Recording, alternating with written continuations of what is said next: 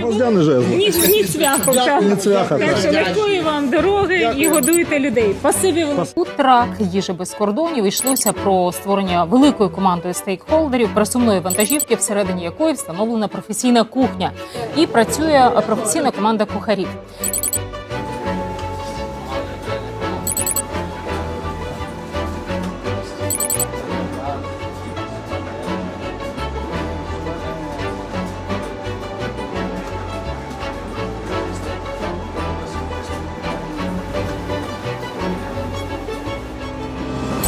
Харківську область почали закидувати капами.